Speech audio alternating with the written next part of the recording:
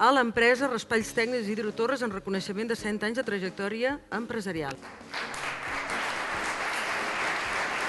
Aquesta nit de l'empresa va néixer com un acte de reconeixement a la vostra feina, com un acte de reconeixement al compromís i esforç diari de tots vosaltres. I justament és això el que avui volem reconèixer a l'empresa d'Isidro Torres, que enguany fa 100 anys de vida. 100 anys són molts, és una vida molt llarga, i en un món tan complicat com el de l'empresa encara ho és més. 100 anys de compromís familiar, de generació en generació, de donar feina, de lluitar contra la crisi econòmica, d'invertir i també d'innovar.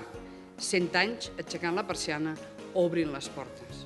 Aquí no només venim a parlar de com es fa una empresa, dels clústers, de les spin-offs, els spin-ups, jo em perdo una mica, miri que fan actes però em perdo amb aquest argot.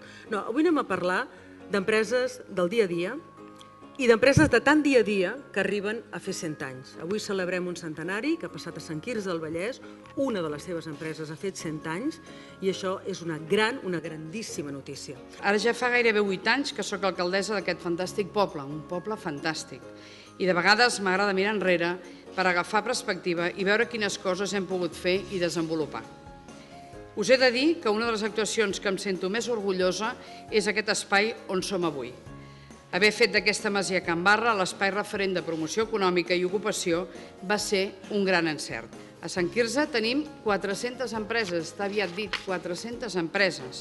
La majoria d'aquestes són pimes i tenen una antiguitat mitjana de 18 anys. Sense empreses no hi ha feina, no hi ha treball i per això, i més en els temps que corren, hem d'estar decididament al vostre costat.